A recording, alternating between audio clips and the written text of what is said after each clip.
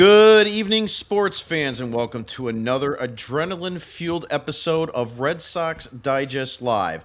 The Boston Red Sox come back to steal a win against the Tampa Bay Rays 4-3 and set their season record now to 50 wins and 45 losses. I'm your host for the evening, Jim Dalfino, and tonight we've got the dynamic duo. Hailing straight from the soggy streets of Boston, the man who thinks Fenway is his living room. Give it up for Nick Face. And joining us all the way from the land of perpetual humidity and questionable diet choices, Florida's sunburnt savant, Nick Diamond. Gentlemen, how are you tonight? Honestly, cheers to all of you. Fantastic. Massive win coming back in the little seventh inning. Massive win. Fantastic tonight. Totally surprised by that win. Down 3-1, entering the seventh inning. The Red Sox get a little drama late night. Marcello Meyer gets that double to start everything going with runners on, and then Rafaela with that two-run single. Nick Diamond, I'll start with you. Break it down for us. What's your thoughts on this game, and where do we go from here for the rest of the series? I'll be honest with you guys. Coming into this game with Walker Buehler starting, I was not optimistic. I thought this was a loss. Taj Bradley has carved us up in the past, and I thought this was a loss. But the Rays did a boneheaded play here and took Taj Bradley out in the sixth inning at 86 pitches. They brought in the guy they just got from the Orioles. Was it Ryan Baker? That's his name, right? Ryan Baker. Yeah, so they brought in Ryan Baker, and he sucked. And the Red Sox took full advantage of it. They come back, and I want to highlight one at bat. Marcello Meyer had like 97 inside on the black, and he rifled it to left field, opposite field against the wall. And that just opened the floodgates for us. I think that opened the floodgates for the whole series, hopefully. And the Red Sox took advantage and won this game. In a game they should not have won. They only had 4 hits, if you look back at it. If you want to look at the stats, they had 4 hits. They were not winning this game. They were not a better team in this game. They had the worst pitcher in this game. I don't think Walker Buehler looked good. And I saw a lot of people praising him on Twitter tonight, going 6 innings, 3 runs, 2 strikeouts. He had a couple walks, but his mechanics looked bad. His pitch mix looked bad. His location looked bad. But he got the job done, so I'm not going to complain about him too much. But realistically, he should not be in this rotation going forward. But offensively, they got it done. You know, Marcello Meyer came up huge. Ceddanne Rafaela came up huge, who's been coming up huge for the last month and a half going on. It's going on like 6 weeks now. He's one of the best players in this team going forward. So I'm excited, you know, and at this point, I've changed my mind on trading at the deadline. Let's go for it, you know? Let's go for it now. You're 5 games above 500. You still have 3 against the Rays. If you win 2 more games, that's 6. You know, like you're in a totally different spot than you were 2 weeks ago. Totally agree with you. You know, you're going to look at the box score, anybody that goes online and didn't watch this game, and they're going to see Walker Buehler, 6 innings, 3 earned runs, 5 hits, and they're going to say, wow, you know, it was a quality start. And the reality is it wasn't that great. I mean, he didn't look sharp. He was, Nick Diamond, you mentioned it in our post, how he was kind of like his delivery was really off. Looking at the ground, it looked really sloppy. Nick Face, what's your reaction to Buehler in tonight's game? If you see my little pen and paper right here, I'm just finishing my thank you note for my star of the game tonight. That was manager Kevin Cash from the Rays for that gift of pulling Bradley. It was stunning. He was rolling. And then our gift that came from the Orioles, Baker comes in, walks, and then we get some big hits from Meyer. And then, of course, the big blow tonight, the Ceddanne Rafaela 2-run single. I mean, it was not scripted this way whatsoever. We all were here last night talking about how we're going to get through a Walker Buehler start. We expected this to be a disaster tonight. It had its ups and downs. It's one of those things in baseball where when you go 5 or 6 innings and it's 3 runs or less, it qualifies as a quality start. And Walker Buehler has a quality start. It wasn't pretty. When that home run was hit, was that the second or third inning tonight? I already started saying to myself, here we go. Here we go. It's going to be one of those nights. And I could tell right away early on the bats were going to struggle against a much superior team, the Rays. Let's be honest here. Washington and, of course, the Rockies, they can't hold a candle to the Rays. The Red Sox got lucky tonight, too. It was clutch performances from some of our younger guys getting the job done. And I think the biggest hit here, obviously with Rafaela, but Marcello Meyer getting that big hit to get everything started here better be the hit that keeps him up here in the major leagues. We talked about it last night here together about what's going to happen when Bregman comes back. I want Meyer to stay. Nick Diamond, you said it right away. The glove is perfect. I completely agree with you. He is so far superior to David Hamilton. If David Hamilton stays on this roster and Marcello Meyer goes down to Worcester, I hope fans get really upset. I really do. And I hope that there's some rage and I hope that there's anger amongst fans because Marcello Meyer deserves to be in the major leagues. And I said last night, I would much prefer him as my starting shortstop right now. And I would fly Trevor Story off to the next planet in the sun. I don't care. I'd rather Marcello Meyer as my shortstop. But we got a win here tonight. We're not going to get swept, guys. That was our big fear last night. We're not going to get swept. I know we got 3 more games to go. We need one more to feel okay about this. And anything else there, I'm as happy as a clam. You know, Cheers to the Sox tonight. I look at this Rays lineup, and I mean, I don't know if it's just me because I've been watching baseball for so long, but I look at some of these names, and outside of Yandy Diaz, you know, I know Caminero is I think he's a rookie, but I mean, everybody else is just a bunch of guys, and it doesn't impress me. You know, the team in the lineup doesn't impress me. Uh-oh. Nick, go ahead. David Hamilton sent down right now. Alex Bregman back. Whoa. All right, break it down for us. Hallelujah. I can't see this. David Hamilton sent down in the minor leagues. So that means Bregman, right? They picked the right guy. Yeah. They picked the right guy. Yep. All right. It's a big deal to me. I was a little nervous when Cora started talking about this today. He was his first. Cal was the first chat. I looked it up. Chris Cotillo had it on about 5 minutes ago, so he's right. Yep, Cotillo was the one.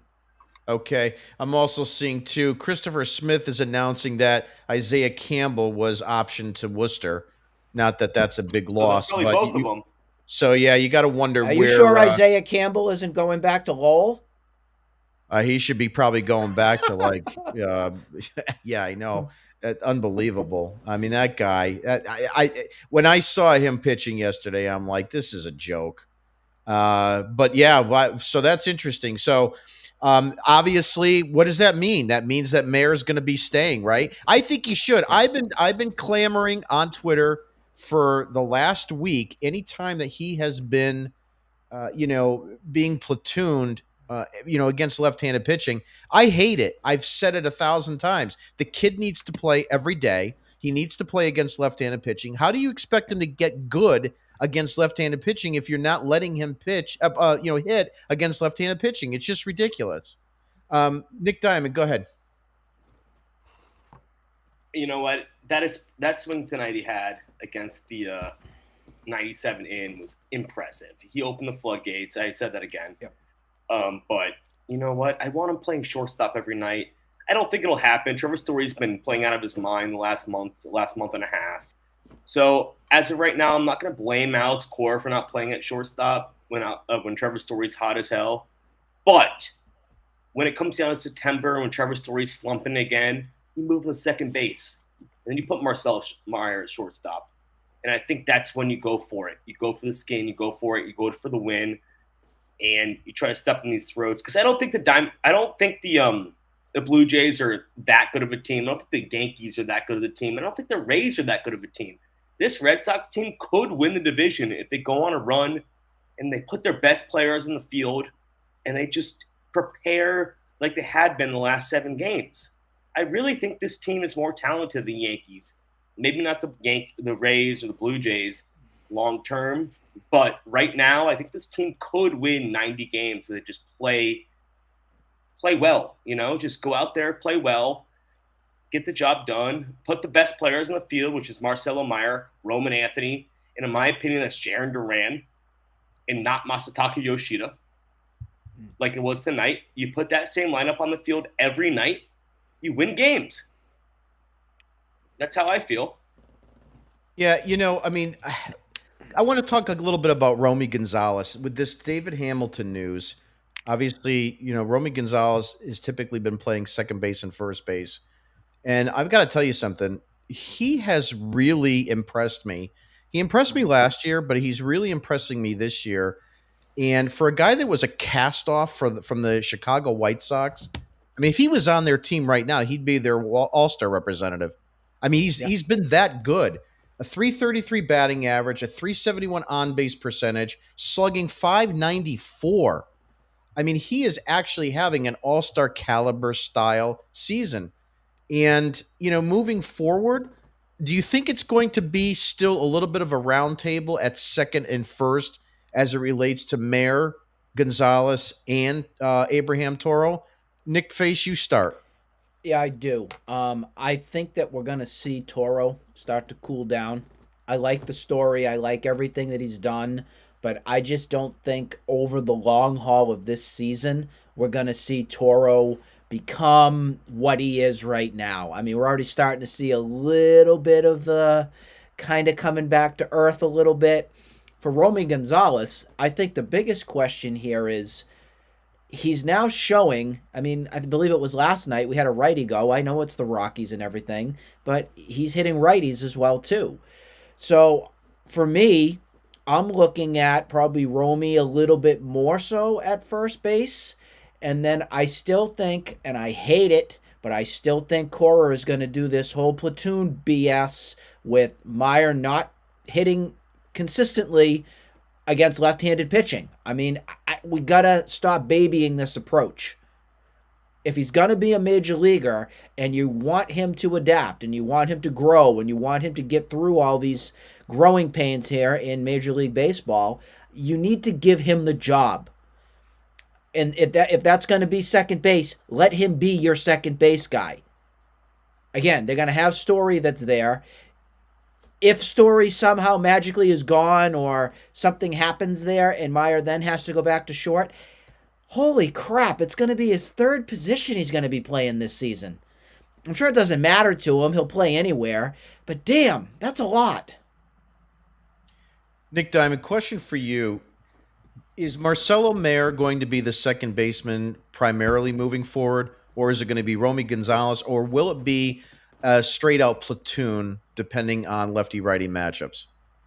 Well, honestly, right now, I think Romy Gonzalez deserves the spot, hitting-wise. Yeah. If you look at the defensive aspect of it, Romy Gonzalez is far worse than Marcello Meyer. Marcello Meyer is the better defender, and it's not even close. If I had to pick, I would pick Romy Gonzalez to play first base most of the time and platoon with Abraham Toro. But I think I saw a quote today around like 4 or 5 o'clock that Alex Cora would be okay with Marcello Meyer playing first base if it ever came to that. And I'm not against that. I did see that. I would not be against that because I think there's a chance Marcello Meyer gets traded for a Joe Ryan type or a starter kind of guy, like 2-starter or 3-starter. I wouldn't be totally against it with the resurgence of Trevor Story because I don't think he's opting out. Obviously, he's not opting out. And no one wants him trade-wise, but he's having a decent year. I think they might stick with him one more year. And I don't think that's the best play, but I think that's one of the most realistic plays at the moment. You trade Marcello Meyer for a Joe Ryan type. You get your 2-starter and you go for it for the next 2 or 3 years. You just hope Trevor Story can stay healthy. I'm not saying that's one of your best plays, but that's what I think is realistic at this point. Yep. Nick Face, would you trade Marcello Meyer for Hell Joe no. Ryan? No. I don't want to trade Marcelo Meyer at all. Even before Roman Anthony came up, Marcelo Meyer is my shortstop. He is. I'm just waiting for something freaky or something to go down with Trevor Story. It's going to happen, guys. Every season we've seen something. So if you go and trade Marcelo Meyer, you're screwed because then you're not going to have anything. Then you're going to have to put our guy we just sent to Worcester, David Hamilton. There's your shortstop. How you feeling now? So as much as Joe Ryan could be that guy to be your number 2, I can't package Marcelo Meyer to go unless this is some bona fide, legit stud guy that helps improve this team. I am very high on Marcelo Meyer. I'm highest, of course, on Roman Anthony, just from the results on what we've seen. But I do feel this team is way better for now and into the future by keeping Marcelo Meyer. Here's where I kind of agree with you and I kind of don't. I think Marcelo Meyer is going to be an everyday major league player. I think he plays shortstop at the major league level every single day. And I think he'll hit, too. I think he can hit 20 home runs. I think he can hit 270, 275, and be a great major league player. But I'm also super high on a Joe Ryan type of guy. And there's not many starting pitchers who are available at this deadline. If you look at the pitchers available, it's Aroldis Chapman, Ryan Helsley, Emmanuel Clase, and Joanne Duran from the Twins. Mm-hmm. And there's not many starting pitchers. It's like Mitch Keller, Joe Ryan, who might be available, and that's about it. Like there's not much. Maybe there's a Paul Skeens rumor, which would involve Roman Anthony, which I'm not giving up. Yeah. At this point, I'm not giving up Roman Anthony for Paul Skeens, and I would love Paul Skeens on my team. I'm just going to be honest and realistic here. Paul Skeens is not getting traded at this deadline. So it's a guy like Joe Ryan. It's a guy like Mitch Keller. And I think you get Mitch Keller for less than Marcelo Meyer. But I don't think you can get Joe Ryan for less than Marcelo Meyer at this point. He has 2.5 years of control. He's dominant. He's almost as good as Garrett Crochet. I know Dave in the group chat has brought this up multiple times. Like he thinks it's going to be way more than we think. And I'm starting to agree with him now. Because honestly, the Twins are not that far out of it. They're only like 2 or 3 games behind the Red Sox. And they really don't have to trade him this year when they have 2.5 years of control left. They could trade him next year. They could trade him at the deadline. So if I was the Twins, I would probably hold out for Marcelo Meyer. I know a lot of guys are out there saying the password. Maybe Tolley can make that be part of that package. I don't know if I would trade Tolley this quickly. I think he might be a stud. I'm not 100% sold on him. I haven't watched him a lot. But I'd probably go with the password and try to put in like a Dick Fitz kind of guy. I don't think they want Jarren Duran, I think that's a separate deal. But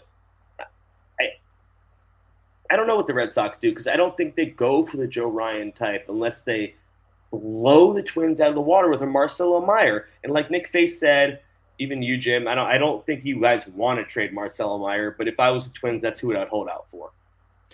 Well, I think, if you're looking at it from the Red Sox point of view, Joe Ryan makes a lot of sense for this team because you do want to get somebody with term if you are going to give anyone up in a trade situation. The other part of this is that with 2+ years to go, you are going to lose Giolito and you are going to lose Walker Buehler at the end of the year. And it's pretty clear that the Red Sox are not going to want to bring Walker Buehler back. And, we have talked about the fact that would you bring Giolito back? And I think if the contract was right, if the money was right, I think the Red Sox might be interested. But herein lies the thing. If both of those guys go, you are going to have to dip into trying to find another starter again. If you go ahead and get Joe Ryan to be your anchor at, the second spot in the rotation behind Crochet, you could build around that pretty easily for the next 2.5 seasons. And I think that would be a really good move for them to make. So the Twins are definitely going to look at that and say, listen, we don't have to trade him, but we're going to hold out for the best offer. And to Dave's point, like you brought that up, Nick, the reality is that, he compares what you would give up in the Crochet deal because Ryan is similar. I think the issue is what do the Twins want? Where are they in terms of their level of competing or rebuilding? Because frankly, they may be wanting to move Ryan and they could even move Durand. I don't know what their thought process is. I can tell you this.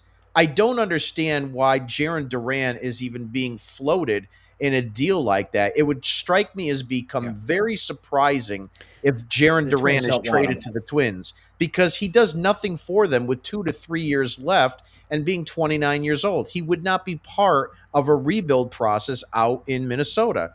So if I am the Boston Red Sox, I would be very happy to trade for a guy like Ryan that's going to have term. Would I give up a top talent like one of the prospects we have?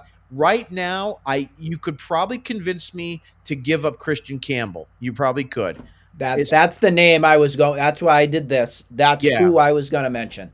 That's a name I would include. And if I have to, add a little bit more sweetness to the pot, to Nick Diamond's point, if I'm going to add in Hunter Dobbins or I'm going to add in Richard Fitz or I'm going to put in the password Joe Exton Garcia, I will do that because I think that highly of Joe Ryan. And at least for this season, if you're going to give me Garrett Crochet, Joe Ryan, Lucas Giolito, and Brian Bayo as my top 4, I will argue with you till the cows come home that is as good of a rotation in all the American League. Nick, face your reactions to my comments. I had my thing up like this, and I was going to say, what would you guys do if Marcello Meyer was say we were off the table, but the option of a Christian Campbell would be there with a password, with the Dobbins, with the Fitz, something like that to sweeten the pot. I'm all for it. I say you go and do that. And this isn't because I don't like Christian Campbell. That has nothing to do with that. I am just left with so many question marks with him on what is his position. What is he going to do on this team? I'm left right now not knowing where he plays. And I don't know what you guys feel. He doesn't have a natural position. And I don't know where he's going to play if he comes back up.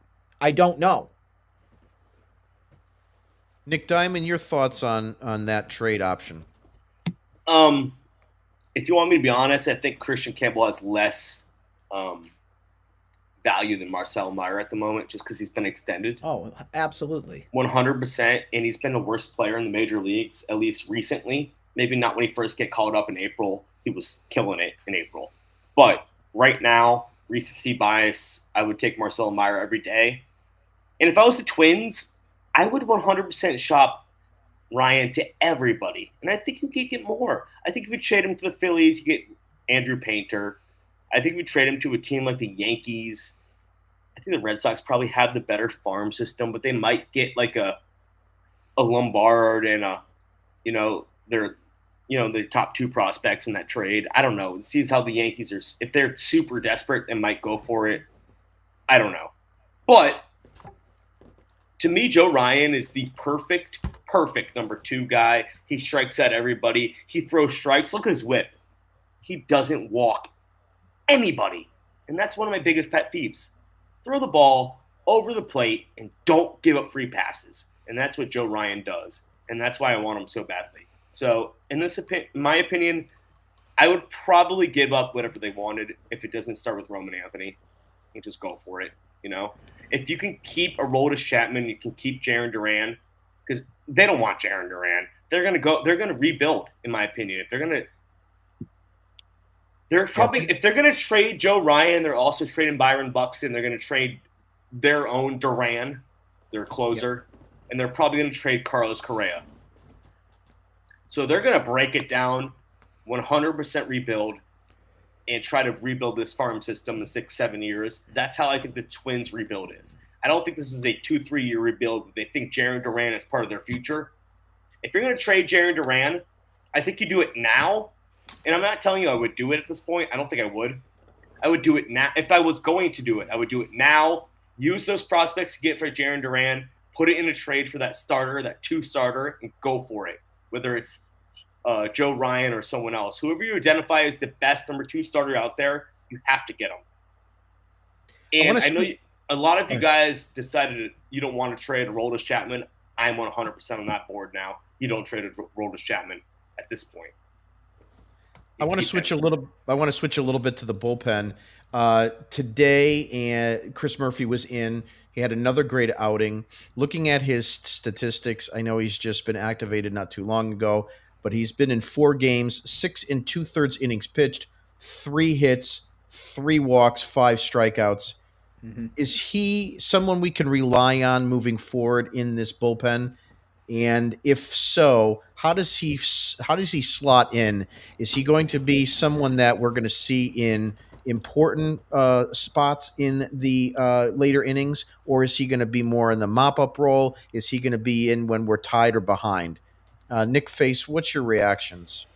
Well, you're going to have a decision here to make on who you trust out of the group of 3 that have our left arms that aren't like an Aroldis Chapman. It's your Justin Wilsons, your Bernardino, and now Chris Murphy. I have more trust. Sorry for you Bernardino fans out there. I just have more trust in Chris Murphy.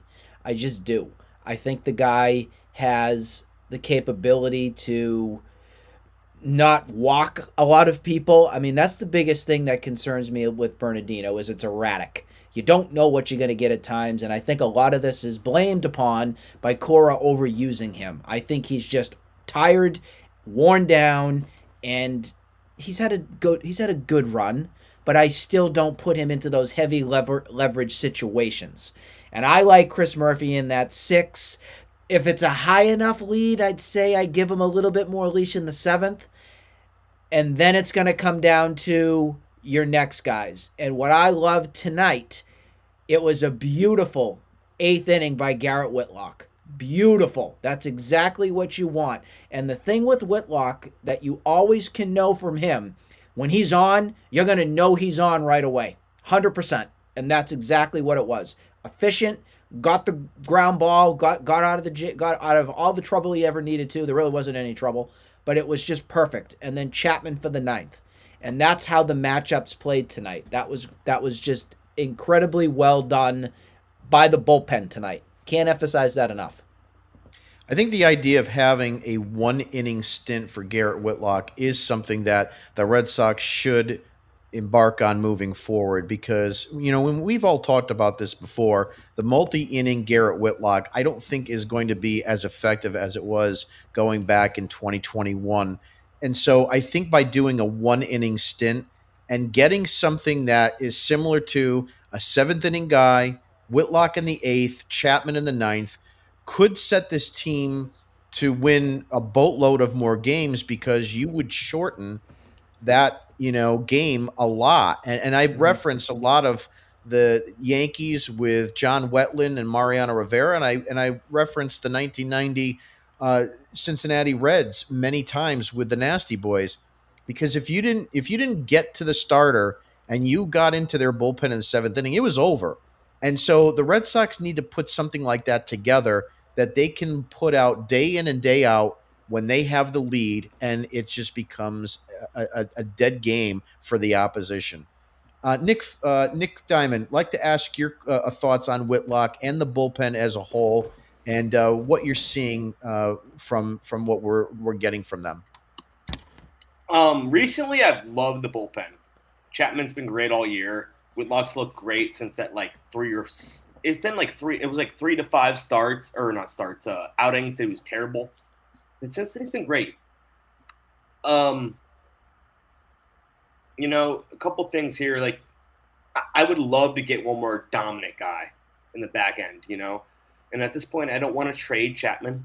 Is Jordan Hicks that guy? No, he's not. No. At one point, I thought he might have been, but I thought that first outing, he looked great. The last 3 outings, he's looked bad. So I would like to add one more reliever who's decent, maybe like a 7th-inning guy. I don't know who's out there at this point, but anybody. But I don't know. I think the team is there. Like they're good enough to maybe get into the postseason, but I need that starter. I want the starter more than reliever, if I'm being honest. Because I think Sure. you can move a guy like Hunter Dobbins to the bullpen, and he could be good. Mhm. You know, if he's your fifth starter and he's your going into the bullpen as a seventh inning guy, I think he could play up. He might be able to throw 97, 98 in the bullpen, where he's throwing 94, 95 as a starter, and he could be a good seventh inning guy. So if you really want to go that way, I would go for the higher upside starter. And then if you want to, if you're out of prospects, which I don't think the Red Sox ever will be out of prospects this season, but if Breslow's like, I'm out of prospects, I don't want to give these guys, you move Hunter Dobbins to the bullpen. You move Dick Fitz to the bullpen if he's not moved. You can move any of these guys to the pen if you go get the starter. So that's where I would prioritize my deadline moves, would be the starting rotation. And it would be a high-end starting rotation. It would be the two guy. Because Crochet's one, you need a two guy. I think Bayo and Giolito are perfect 3 and 4 guys. And then in the fifth guy, you don't even have to pitch in the playoffs to get there. He's not pitching in the playoffs. So at that point, I think you have a great rotation. And if you can push a Dobbins, you can push a Dick Fitz into the bullpen and he succeeds, I think that's a better deadline than going to get 6 relievers like they did last year who all sucked. Oh, there's no question. I think it's a front end of the rotation starter or nothing, because I don't need another fourth starter. I don't need another fifth starter. What you do is you go out and you get a Ryan type of guy that's going to be a front end starter. You push everybody else down that rung. Aroldis Chapman. So Hold on 1 second one before inning. we go. Sure, go ahead. 2 names that we haven't talked about because they're injured and we still really don't know what's up, but could help this team down the stretch. Justin Slayton, I don't know what's going on. We haven't heard anything, but that could be somebody that does boost the pen. If you don't have any news on Justin I agree, Slayton, Nick. It is. I agree. I agree it is. I'm just saying their names, but that's the Red Sox MO. Remember that. That's their MO, what they do. Don't you worry, this one's coming back. And the other one that is going to get a rage out of you guys from me even mentioning his name, but Tanner Houck is due. No, that's even Tanner worse. Houck is due. He's due Okay. up. So, but you know what? For me, if that's going to be your 5 guy, I'm okay with that. No. It's got to be better than Bueller. And Bueller survived 5 innings tonight, or 6 innings tonight? 6 innings, with 3 3 runs. Yep. I don't know, but I think I'd rather Tanner Houck in my bullpen. That's just how I feel right now. I don't know even- Tanner Go Houck ahead. looked great in his last outing in was it Double-A? But so did Peyton Tolle. So did so many other guys. So did Hunter Dobbins. Like at this point, I'd rather go with Hunter Dobbins. I'd rather go with Peyton Tolle. I don't think Slayton alive. I don't think Justin Slayton's alive. I really don't. I don't think he I love pitches that. again this season. I I just really saw that at don't the think bottom. he pitches again this season. I just saw it That's too. great. But if the Red Sox have not given an update on him, it's been crickets. You know? It's been crickets. We haven't heard a thing, and I kind he of definitely agree. helps It's lengthen the September bullpen. He lengthens it, but it's a matter of being so injured. Yeah. It's extremely strange, because obviously we've heard about Cutter Crawford, breaking this, hurting that. And so, he had season-ending surgery. But, you don't hear anything on Justin Slayton, and it's really bizarre as far as I'm concerned. Just kind of switching up a little bit, but just staying with the bullpen. Aroldis Chapman. So he closed out tonight's ball game, 1 inning pitched, 1 hit, 2 strikeouts, 15 pitches, 10 for strikes, lowered his ERA to 1.22. He is the best closer in all of baseball this season, or am I off my rocker? Nick Face, you first. You're right on your rocker, and that is my guy. You do not touch him. Do not. If Breslow goes out and trades him, I will be furious, because that means you are done. The bullpen that means you've given up. Your season's done. The flags have been waved. The only way that you trade Chapman is if you're getting some MVP, bona fide, ace pitcher, stud. That's it. And I don't want to hear you're going to trade Chapman and load up on this prospect and we're going to replace him with, the Minnesota Twins closer or the Padres closer or whatnot. No. This guy has been a freak this season. And this has been a guy, I think, Nick, you've wanted him for a long time. Jim, you've wanted him for a long time. Of course he came with baggage. Of course he did. He's a freak. It's what he is. But when it comes to talent, he's been outstanding. And what I like about the talent from him, and what I mean by freak, is he is athletic as athletic can be. This is not a Kenley Jensen, bare belly, hanging out on the mound type whatsoever. This guy is a stud, and he is in the best shape of his life. I have to give credit where credit's due. We don't do this often, but whatever Andrew Bailey has worked with Chapman on, with control, and his walk rate is the lowest it's been in his major league career. Phenomenal. The guy's throwing strikes, being efficient. He is the best closer in baseball. I don't care what stats say. To me, he is right now. So let me ask you this question on Chapman. Can you guess how many earned runs he's given up this season? 3? 6? The answer is 5. You are in Dennis Eckersley category here. It's unbelievable what he's done. 19 hits all season. And the walks are incredible. He's been historically he has not had great control. He's always walked guys. He's been dominant. And if you asked me maybe 2-3 days ago, I probably would have said trade him. Right now, you better not trade him. That's your best pitcher on the team. I don't think you can. If you're looking to compete and you're looking to get in even as a second or third wild card, having Aroldis Chapman in this, on this team and in your bullpen in the playoffs really sets you apart from many other teams that are going to qualify. Because you're going to be able to put a guy out there, whether it's the 8th inning, the 9th inning, or even, God forbid, if it's extras, that is just really like blowing people away. I mean, there's not going to be much better out there from any other club. And that's just the bottom line. Mm-hmm. Looking forward for the rest of this series, we obviously have 3 more games against the Tampa Bay Rays. I'm extremely excited and surprised that they won tonight. We have Hunter Dobbins going tomorrow, Garrett Crochet on Saturday against Shane Baz, and then Sunday we have Brian Bayo. What are your thoughts now? Is it any different than what we spoke of last night as it relates to all of us were saying we're going to go 2-2 at our best? Has that changed for either one of you? Nick Diamond, your reactions. Well, yes, it has changed because I thought tonight was an auto loss. I thought Walker Buehler would get crushed, and he really didn't pitch well. But the Red Sox offense did just enough in the end game here to come back and win. Walker Buehler did just enough to keep them at 3 runs,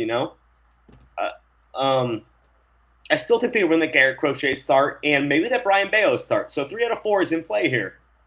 I don't think they sweep. I think that's impossible to sweep a 4-game series before the break. If they do, I'd be hyped. But I'm not expecting that. So I'll take 3 out of 4 at this point and not be optimistic. Nick Face? I hate doing same old, but I also echo what Nick says as well. The biggest question now will be tomorrow. Say Dobbins goes 5-6 innings. It's going to be a matter of what comes down to your bullpen. You used Whitlock tonight and you used Chapman. If I was the manager, yes, they go back out tomorrow. But that's not how it works in Red Sox land. You're going to see Jordan Hicks tomorrow. You're going to see probably Weissert blow his arm off, a little Bernardino. That's going to be your little secret recipe there tomorrow. So it's going to be a matter of, if it's a close one, say Dobbins gives you 6 innings, gives up 3 runs, it's a 3-1 game. Then the bullpen comes in. Do you trust Weissert right now? No. Do you trust Bernardino? Depends on the matchup. Do you trust Jordan Hicks to close a game out if Chapman's not there? Hell no. So that's the question mark on what happens tomorrow. I will say, if we need the bats at any point, the bats need to show up tomorrow. And I don't know if that's going to happen against the Rays. So That's going to be the biggest challenge for that one. So I look at that most likely as the loss. But I still feel good about Crochet, and I feel good about Bayo. So three out of 4. We should be super happy with that.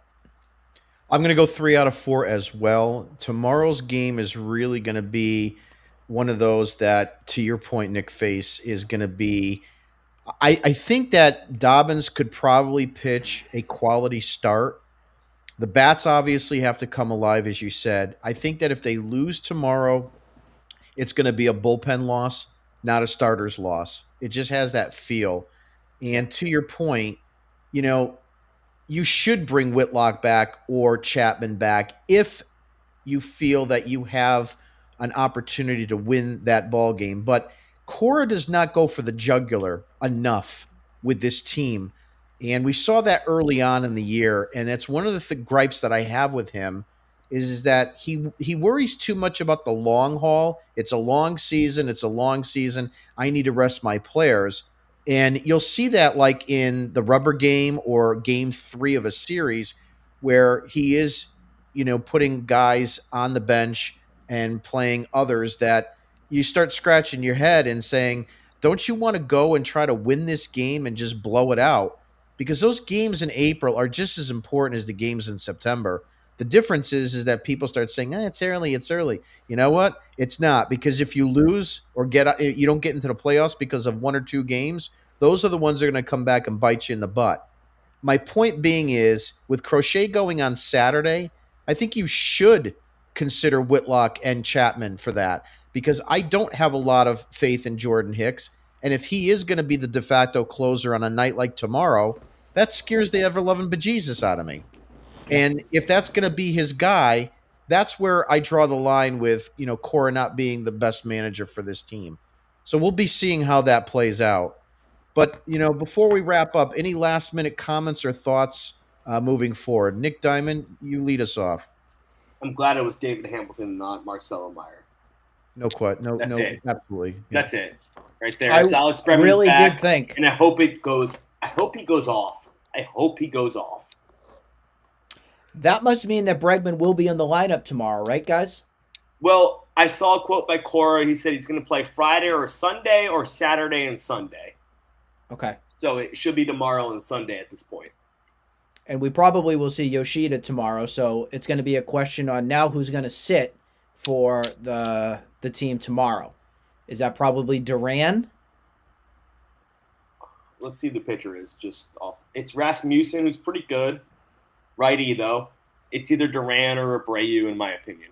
And I would probably pick Duran. And you figure Roman Anthony for left field? I think Roman Anthony plays every day. Yeah, I'm 100% with you. I think he plays every day. Yep. Yeah, so I also think Rafaela is probably the most hot guy on the team at the moment, like the hottest player on the team at this moment. You play him every day. I don't want to see Rafaela sit. I just don't. He needs to be out there at whatever position it is. I know we all want center. We 100% are on the same page. But if they got to sprinkle in some second and some other things to keep him going and to satisfy the rest of the cast of characters, do what you got to do. I definitely agree right now, because there's a chance he goes cold and he goes like 0 for 25 and go ahead and sit him. But right now he needs to be in the lineup every single day. He's the best player on the team, honestly, if you want to be honest. He's the best player on the team right now. He is right now, exactly. Well, that's going to do it for tonight's episode of Red Sox Digest Live. Again, I'm your host, Jim Dalfino. I've been joined tonight by Nick Face out of Boston and Nick Diamond from the sunny state of Florida. Please go ahead and subscribe to our digital product online at redsoxdigest.com. That's redsoxdigest.com. It is a free subscription, and we also have the option for you to donate to our cause as well. We love your money. In addition to that, we have a brand new section on the history of the Boston Red Sox called Fenway. I forgot the name of it now. But Fenway Flashback. Fenway Flashback. Yeah. So we're doing the 70s right now, and so it's pretty interesting stuff. So definitely go ahead and sign up for that. And hopefully we have another great game tomorrow. And we will see you tomorrow night after tomorrow's game. Have a great night, everybody, and go Red Sox.